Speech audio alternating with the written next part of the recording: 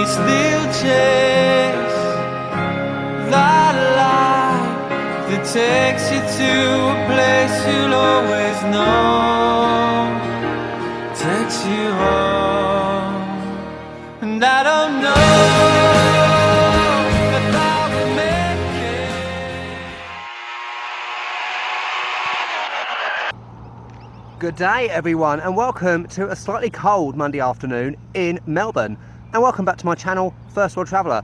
So, if you've been following my channel since the beginning, you'll know that I've been to various Formula 1 circuits on my trip so far, including Abu Dhabi, Singapore, Bahrain, and more recently to Adelaide, the former home of the Australian Grand Prix. I'm now in Albert Park in Melbourne, which is the current home of the Australian Grand Prix, which takes place in March every year. And what I'm going to do is walk you around the circuit and show you some famous moments from the Australian Grand Prix at Melbourne.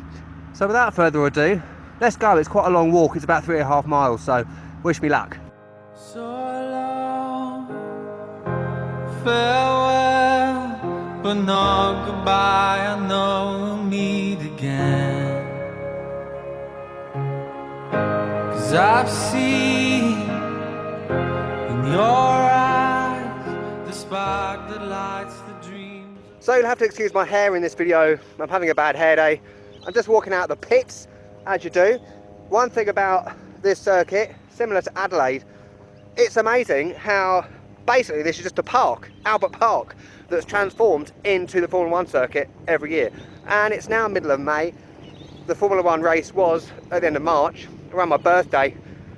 And if you look around now, you can't see any trace of it except the pits, which is the only structure that is permanent all year round. They put the rest of the grandstands up as you go along. So we're just going down to turn 1. I'll show you some things that have happened there. But before that, a bit of history about the Australian Grand Prix at Albert Park. Have you watched my previous video, the Adelaide one? Why don't you check that out? I'll link that up the top and in the description below. The Australian Grand Prix moved to Albert Park in Melbourne in 1996. Traditionally, the Australian Grand Prix was the last race of the year. However, in Melbourne, it's the first race of the year. Now, similar to Adelaide, I've driven around this circuit countless times in Formula 1 games.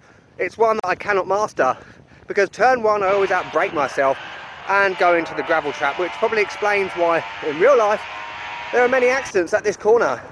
Starting off with 2002, which is when Ralf Schumacher crashed into the back of Rubens Barrichello and went flying into the air, completely launched himself into the air. Total carnage, as you can see here. As we head into turn 1, here's an epic shot from this year's race in Melbourne.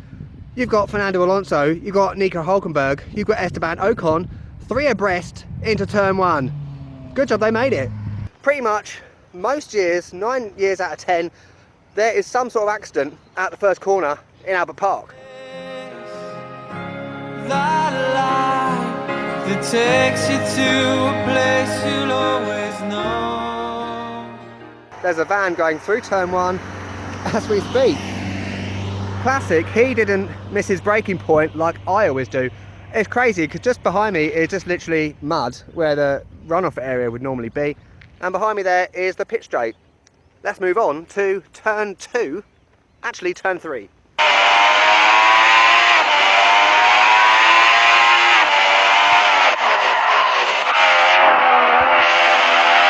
Now, as it's a long walk, you can't walk 3.5 miles without eating. So I'm eating a baked oaty slice, chocolate flavoured, from Coles. Where would I be without Coles? In 2001, I believe, there was an almighty accident heading up to turn 3, where unfortunately one of the marshals actually died. Basically, the accident was so huge that one of Villeneuve's wheels came off the car and hit the marshal. Going forward, since then, there are now tethers which attach the wheels to the car to prevent that kind of thing happening again. In 1996, the first race in Albert Park, there was another almighty accident, this time for Martin Brundle. He also featured in my last video. His Jordan basically split in half at this corner, and it's famous because the race was red flagged, i.e. stopped, and he had to run back to the pits to get in his spare car. These days you don't have a spare car, so drivers have to be more careful.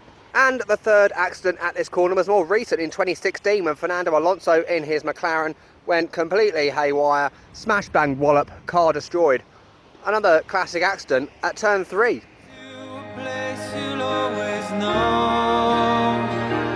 takes you home. And I don't know if I will make it. As you can see behind me, there's the lake in Albert Park. There's a lot of people running and stuff. There's a good place to get some exercise, but I'm getting enough exercise walking 3.5 miles, so I'm not going to start running. Okay, so this is where it gets a bit confusing. It's turn 4 and it actually goes into a car park, so it's a bit bizarre how it's completely unrecognisable from 2 months ago when the race was. Here we are at turn 4. I've just slipped in some mud. Turn 4 to my left. Right, we're heading up to turn 6 now. I like this part of the track when driving it in F1 2016. It's kind of left-right curves. However, you just basically straight line it, clip the apexes. Formula 1 fans will know what I'm talking about. The sun keeps on shining when you're gone, so I ride the wind that takes me. So in the style of Pasta Maldonado, or otherwise known as Crashter Maldonado, or Maldonado Don't, as I like to call him, I'm probably about to fall in the water because I'm walking backwards right now. This is a corner that he crashed at in 2012, I think. But then again, he crashes in every year, so who knows when he crashed. It was in the Williams, I know that, and it was a pretty hefty accident. Behind me is where the circuit starts to get epic and classic. It's a very fast right-left turn, which heads down to an even faster left-right, where there's been numerous accidents in the past. As I've showed you lots of accidents already, I'm going to show you some more. They say it's too late to write your name in lights across the sky. And you've had your time, but you risk it all for one last chance to fly.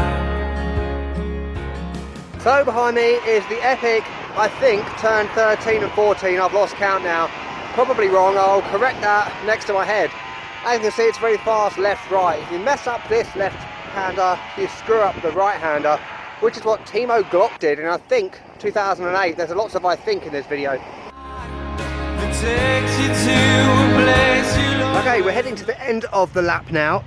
End of the lap. I'll start again. And it's time for useless information fact about the Australian Grand Prix in Albert Park. To that side of my head are a list of years and a list of names. Now, for this period of years, whoever won the Australian Grand Prix ended up going on to win the championship. That line of years has now stopped. However, if you're looking for a useless fact, or a useful fact, depending on how you look at it, there's one right there. As you can see, I'm now walking backwards again towards the pit entrance. This corner is a classic. It's been the scene of many accidents over the years. Michael Schumacher, Mika Hakkinen, and this year in qualifying, I think it was Julian Palmer in the Renault, stacked it on the exit of this corner. Let's go into pits. Takes you home, but I don't know if I will make it. All I know is that the sun keeps. Okay, the lap is done. We've walked around the Albert Park Formula 1 circuit, all 3.5 miles of it. Hope you enjoyed this video. Hope you've enjoyed my second part of the Australian Grand Prix history. If you haven't seen my Adelaide video, make sure you click on the end screen at the end of this video, which is coming up any second now. Don't forget to leave a comment as well. Have you been to Albert Park? Are you a Formula 1 fan, etc.? Just tell me down below, would be great.